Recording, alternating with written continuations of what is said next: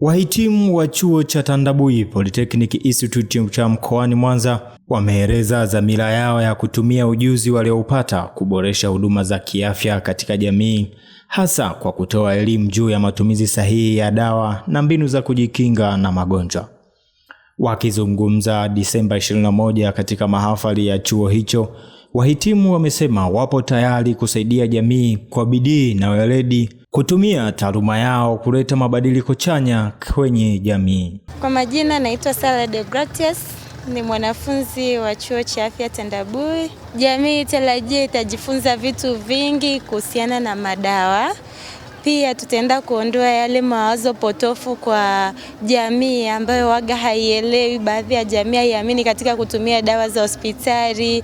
Tutaenda kutoa huduma bora na sahihi kwao. Tutaenda kutekeleza yale tuliofundishwa kwa jamii. Kwa majina naitwa Emmanuel Sadisi Wingwa, ni mhitimu wa ngazi wa kozi ya utabibu katika chuo cha afya Tandabui.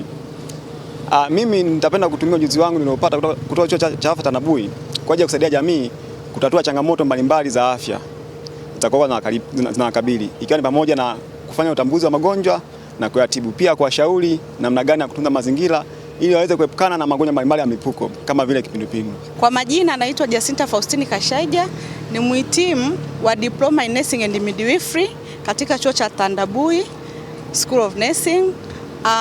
Kwa elimu yangu niloipata nitaenda kuitumia kwa ajili ya kusaidia ndugu zetu walioko kwenye jamii zetu, kuwapatia elimu kuhusu afya na kuwashauri kuhusu afya, lishe na mambo mbalimbali katika afya ya jamii.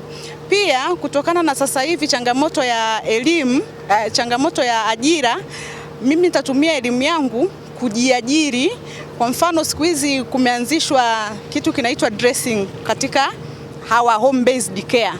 Kwa hiyo mimi nitatumia fursa hii niliyoipata mafunzo haya katika chuo cha Tandabui kufikia wale wagonjwa walioko majumbani wasioweza kufika hospitali kwa ajili ya kuwasaidia zile huduma ambazo ni muhimu wanabidi wazipate hata wasipokwenda hospitali. Kwa upande wake, mganga mkuu wa mkoa wa Mwanza Dr. Jessica Leba amewataka wahitimu hao kuwa wabunifu na kujituma zaidi ili kuendana na uhitaji wa sasa wa huduma bora kwa wananchi. Ndugu wahitimu, mabibi na mabwana, nirudie tena kuwapongeza sana ninyi wote ambao leo mnatunukiwa vyeti na baadhi yenu kupewa zawadi mbalimbali kwa kufanya vizuri katika masomo yenu.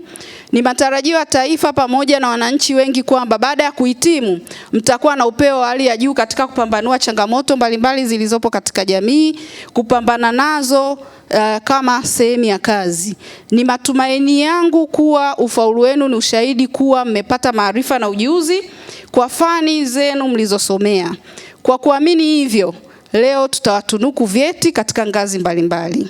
Lakini uthibitisho mkubwa wa maarifa yenu na ujuzi wenu unatokana na utendaji kazi wenu huko mnakokwenda.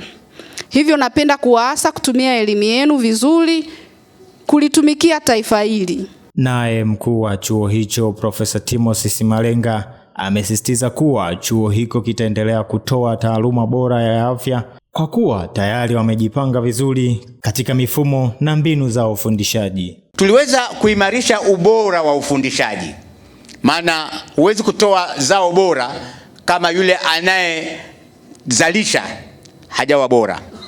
Kwa hiyo tuliweza kuwapelekea wanafunzi wakufunzi wetu kupata mafunzo ambayo tunaita kwa Kiingereza Competency Based Education and Training, CBET, ili kuhakikisha wahitimu wana ujuzi unaokidhi mahitaji ya soko la ajira. Haya ni mafanikio makubwa sana mgeni rasmi.